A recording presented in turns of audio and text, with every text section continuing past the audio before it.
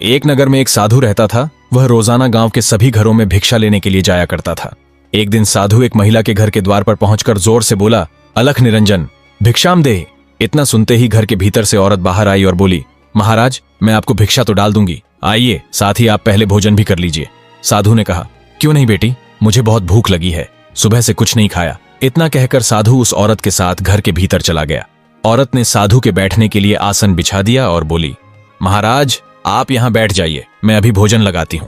साधु ने कहा, हाँ हाँ बेटी, अवश्य। यह कहते ही महाराज उसी समय आसन पर बैठ गए। इसके बाद उस औरत ने साधु महाराज के सामने भोजन परोस दिया। उसने तरह तरह के व्यंजन लगाकर आदर पूर्वक उन्हें भोजन खिलाया। साधु महाराज ने प्रेम से भोजन करना शुरू किया। भोजन करने के बाद उस औरत ने भीतर से चांदी के 2 सिक्के लेकर आई और साधु से कहा, ये लो महाराज जी, आपकी दक्षिणा। साधु ने वह दक्षिणा स्वीकार कर ली और औरत ने श्रद्धा अनुसार साधु को प्रणाम किया। साधु ने उसे आशीर्वाद दिया और कहा, भगवान तुम्हारा भला करे। इतना कहकर साधु वहां से निकल पड़े। उस साधु के पास न तो कोई घर था और न ही रहने के लिए कोई स्थायी स्थान।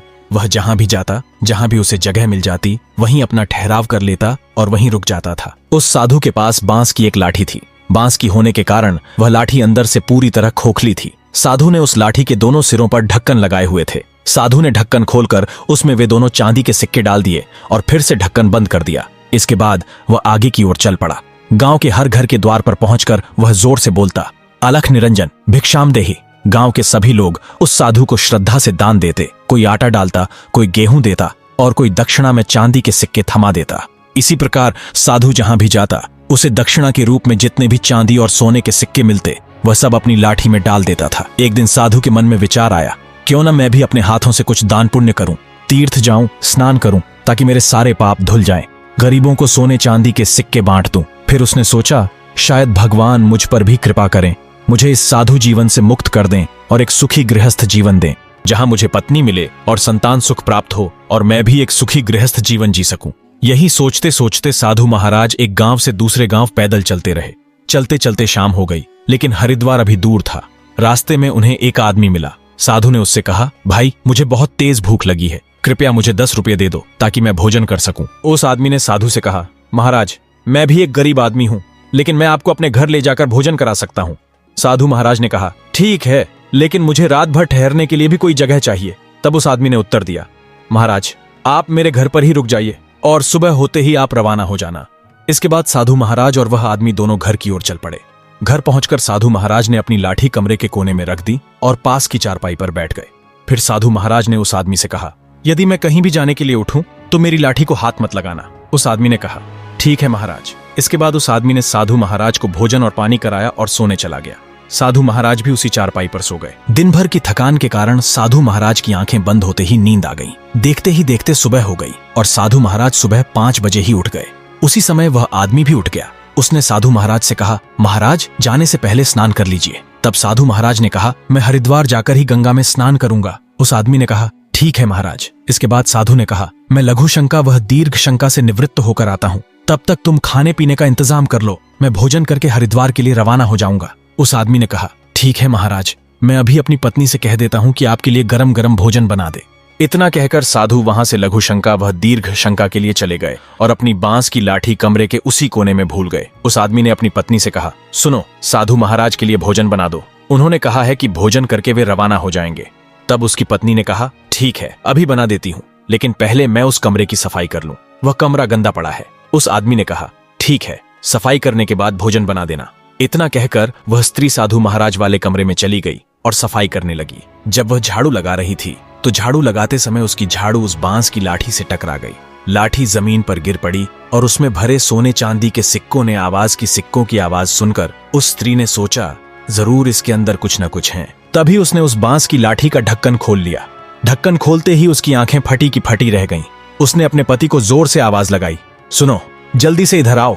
इतना सुनते ही वह आदमी उस स्त्री के पास आ गया और बोला, क्या हुआ? औरत ने कहा, हम दोनों मेहनत करते हैं, फिर भी हमारे पास इतना धन नहीं है, लेकिन इस साधु की लाठी में देखो, चांदी और सोने के सिक्के भरे हैं, क्या पता इसके अंदर और भी क्या क्या हो, सोने चांदी के गहने भी हो सकते हैं। इतना कहकर औरत बोली, क्यों ना हम साधु को कुछ दिन यहीं रख लें। आदमी ने कहा, हाँ क्यों नहीं। औरत ने लाठी में सिक्के वापस डालकर फिर से ढक्कन लगा दिया और उसे उसी कोने में रख दिया। थोड़ी देर में साधु बाहर आया। आदमी ने कहा, महाराज, आप हरिद्वार जा रहे हैं, लेकिन आप बहुत थक गए होंगे, आपके पैरों में दर्द भी होगा, आप 2-3 दिन यहीं आराम कर लीजिए। साधु ने कहा, ठीक है भाई, जैसा तुम कहो। इसके बाद साधु रोज भिक्षा मांगने जाता और लौटकर उसी घर आ जाता। इसी तरह 2-3 दिन बीत गए। तब औरत के मन में पाप जाग उठा। उसने आदमी से कहा, हम एक साथ इतने सारे सिक्के नहीं निकाल सकते, क्यों ना तुम किराए पर गाड़ी लेकर आओ, थोड़े से सिक्के गाड़ी वाले को किराए के रूप में दे देंगे और साधु से कह देंगे कि हम तुम्हें स्नान कराने के लिए हरिद्वार इसी गाड़ी में ले जा रहे हैं। इसके बाद साधु गांव में भिक्षा मांगने गया हुआ था। जब वह घर लौटा तो उस औरत और आदमी ने उससे कहा, हम गाड़ी लेकर आ गए हैं, आप हमारे साथ चलिए, गाड़ी में बैठिए और हरिद्वार जाकर स्नान कर लेना। साधु महाराज ने कहा, मैं तो सिर्फ पैदल ही जाऊंगा, तभी मुझे मेरा फल मिलेगा। इतना सुनते ही वह आदमी और औरत दोनों साधु महाराज से जबरदस्ती करने लगे। बोले, नहीं नहीं महाराज, आप हमारे साथ चलिए, गाड़ी में बैठिए जल्दी। तब साधु महाराज ने कहा, ठीक है, तो फिर मेरी लाठी कहाँ है? औरत ने कहा, महाराज, आपकी लाठी अंदर ही रखी हुई है, उसका क्या करेंगे, यहीं रहने दीजिए। ऐसा कहकर उन्होंने साधु को धक्के से जबरदस्ती गाड़ी में चढ़ा दिया और गाड़ी लेकर हरिद्वार की ओर चल पड़े। सुबह से शाम हो गई और वे हरिद्वार पहुंच गए। सुबह होते ही वे तीनों स्नान करने के लिए गंगा घाट गए। औरत और आदमी ने साधु से कहा, चलिए महाराज, गंगा में डुबकी मारते हैं और स्नान करते हैं। इतना कहकर उन्होंने साधु को आगे कर दिया। जैसे ही साधु महाराज स्नान करने के लिए गंगा के किनारे सीढ़ियों पर खड़े हुए, तभी उन दोनों ने साधु महाराज को पानी में धक्का दे दिया। साधु महाराज डूबते रहे और बचाओ बचाओ चिल्लाते रहे, लेकिन औरत और आदमी दोनों साधु को डूबते हुए देख रहे थे।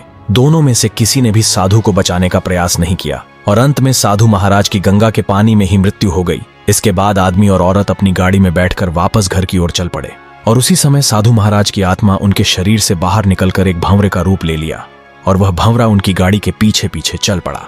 शाम से सुबह हो गई, तब जाकर आदमी और औरत अपने घर पहुंचे।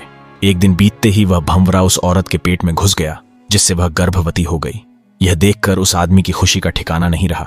धीरे धीरे वह आदमी उस लाठी से सोने चांदी के सिक्के निकालने लगा और उन्हीं सिक्कों से अपनी पत्नी को महंगी महंगी चीजें लाकर देता और महंगे महंगे फल खिलाने लगा। धीरे धीरे समय बीत गया। औरत के पूरे 9 महीने हो गए और उसने एक पुत्र को जन्म दिया। यह देखकर आदमी ने सोचा, साधु के आने के बाद ही तो इतनी सारी खुशियां हमारे घर आईं। पता नहीं अगर वह साधु रहता तो और कितनी खुशियां मिलती। फिर आदमी और औरत ने मिलकर उस सोने चांदी से अलग अलग तरह के आभूषण बनवाए और उन्हें बाजार में बेचने लगे। इससे उन्हें बहुत सारा धन मिलने लगा और धीरे धीरे वे अमीर बन गए। समय बीतने के साथ साथ उनका पुत्र भी बड़ा हो गया, लेकिन वह गंभीर बीमारी का शिकार हो गया। बालक की बीमारी इतनी खतरनाक थी कि आदमी और औरत उसे कई डॉक्टरों और वैद्यों को दिखाते रहे। बहुत सारी दवाइयां दिलाईं, लेकिन वह बालक ठीक नहीं हुआ। दोनों अपने बालक की देखभाल करते करते पूरी तरह थक चुके थे और सोने चांदी से बने गहने बेचकर जो भी पैसा उन्होंने कमाया था वह सब उस बालक की बीमारी पर खर्च हो गया। साथ ही साधु महाराज की लाठी में जो भी सोने चांदी के सिक्के थे वे भी पूरी तरह समाप्त हो गए। एक दिन उनके घर एक सुनार बच्चे से मिलने आया। उसने उस आदमी से कहा, तुम्हारा इतना बड़ा घर है, तुम और तुम्हारी पत्नी तो सिर्फ 2 ही हो, क्यों ना पूरा घर बेचकर सिर्फ एक कमरा ही रख लो और जितना भी धन मिले उससे अपने बच्चे का इलाज करा लेना। क्या पता ऐसा करने से तुम्हारा पुत्र पूरी तरह ठीक हो जाए। इतना सुनकर आदमी ने सुनार से कहा, ठीक है मित्र, ऐसा ही करता हूं। इसके बाद वह आदमी गांव के सबसे अमीर व्यक्ति के पास गया और सिर्फ एक कमरा छोड़कर अपना पूरा घर उसे बेच दिया। बहुत सारे पैसे लेकर वह वापस अपने घर आ गया। सब कुछ करने के बाद उस आदमी ने सोचा कि क्यों ना अपने बेटे का इलाज किसी जाने माने पंडित से पूछ लिया जाए, क्या पता उन्हें इस बीमारी का कोई उपाय मालूम हो। यह सोचकर वह तुरंत एक विद्वान पंडित के पास गया। पंडित के चरणों में प्रणाम करके आदमी बोला, महाराज, मेरा एक बालक है, वह बहुत दिनों से बीमार है। हमने उसे कई जगह दिखाया, बहुत दवाइयां दिलवाई, लेकिन कोई लाभ नहीं हुआ। वह ठीक होने का नाम ही नहीं ले रहा। यह सुनकर पंडित ने कहा, तुम्हारा बालक पूरी तरह ठीक हो जाएगा, लेकिन यह एक विशेष विधि से ही संभव है। आदमी ने कहा, जरूर महाराज, कृपया बताइए, हम वह विधि अवश्य अपनाएंगे। तब पंडित ने कहा, 121 चांदी के सिक्के और इस बालक को साथ लेकर हरिद्वार जाओ। बच्चे के हाथ से खाना बनवाओ और उसके नाम पर गरीब लोगों को खाना खिलाओ। जितने भी पंडित मिले सबको खाना खिलाओ। जो लोग चल फिर नहीं सकते उन्हें भी खाना खिलाओ। बच्चा खुद अपने हाथ से सबको खाना देगा। इसके बाद बच्चा 121 चांदी के सिक्के सब में बांट देगा। जब यह काम पूरा हो जाएगा तब तुम्हारा बच्चा पूरी तरह ठीक हो जाएगा। आदमी बोला, ठीक है महाराज, धन्यवाद, मैं अभी जाकर यह काम करता हूं। इतना कहकर वह अपने घर चला गया।